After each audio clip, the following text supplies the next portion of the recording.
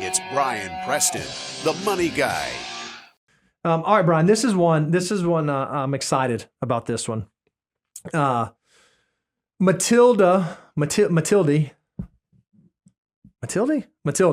said, "Hi, I have a TSP retirement account. I put 15% in. Should I change it to 5% since the market is scary?" Question one. Question number two, also, should I change from the C fund, which is like, stock fund, to the G fund that's more conservative? Thanks, and stay safe out there.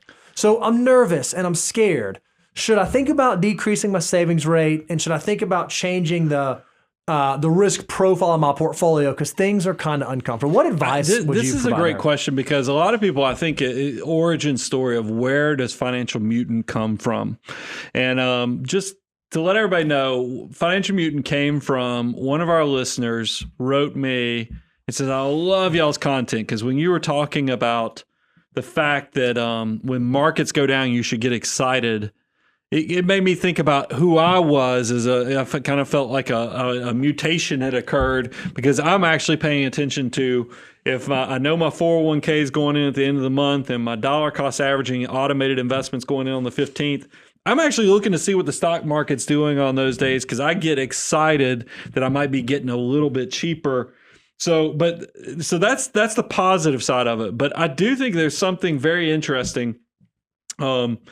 Is that contrary? You need to be a contrarian to be a wealth builder in a lot of ways. That's why I teased it out earlier on the show, but this will come out as a highlight clip, is that Warren Buffett has that famous quote, and I butcher quotes, but I'll just say it, my own way, is that you want to be fearful when others are greedy, and you want to be greedy when others are fearful. And then if you go read all of his annual reports, I mean, Warren has talked about it in so many different ways, whether it's thimbles versus buckets, he tries to come up with different creative ways to describe ways you want to capture opportunity when everybody else is scared to death.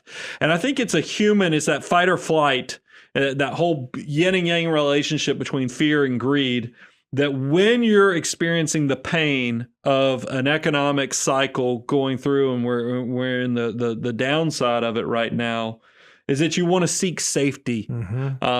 This is where it's human nature. Hopefully you will develop the skill set to want to run into the building while everybody else is running out of the building, because it sounds very counterintuitive, but it can actually be tremendously long-term valuable and wealth creating, because you said several things there.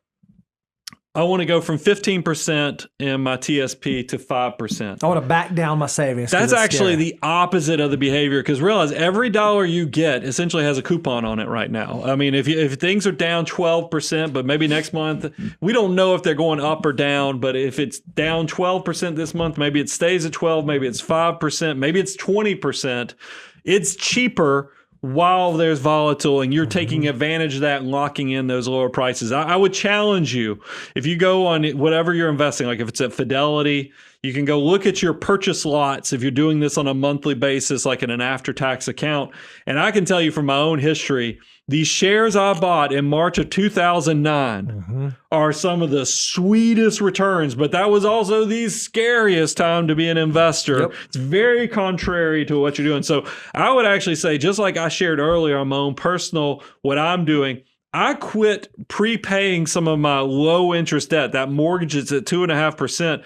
I increased my monthly investments on a monthly basis to take advantage of this volatility. So I would actually say, don't take it from 15 to 5. See if you can squeeze it up to 17 to 20%. The other question was, hey, do I go from the C, which is the common stock or the equity exposure in the TSP, down to the G, which is the government guaranteed fund? Once again, be an opportunistic financial mutant who's looking to take advantage of this volatility to, especially on something like a retirement account. TSP is money that you're not going to touch until you actually retire. That very well could be 10 years, 20 years, 30 years in the future. It seems crazy to go put guaranteed money in something you won't touch for 20 to 30 years when you should be opportunistic and take advantage of this volatility. Where you need the guaranteed money is in your cash reserves And that's not going to be in your TSP. So pay attention to those things, and hopefully that I shared enough financial mutant or contrarian knowledge there to navigate this well. I think that I think that the TSP, correct me if I'm wrong, they have a bunch of life cycle funds in there, right? One of the things we love is that a really good asset allocation that matches your unique risk tolerance, time horizon, tax situation, account setup likely shouldn't change depending on what the market does. Meaning, if an 80-20 makes sense for you, and it made sense for you last year, probably still makes sense for you this year, probably still gonna make sense for you next year.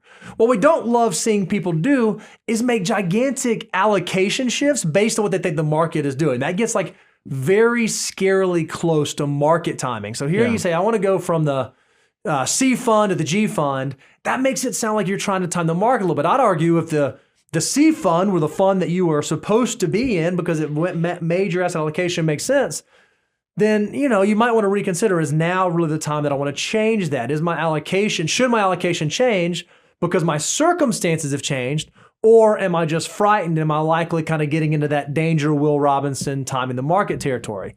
And I would even argue, if your assets aren't at that critical mass yet, no idea what your portfolio is, but if you're not at that $400,000, $500,000 of assets where it really makes sense to start thinking about your asset location and your account and your investment selection, target retirement index funds or life cycle funds might not be a horrible solution, because it removes this question that you asked: should I go from G to C or C to G?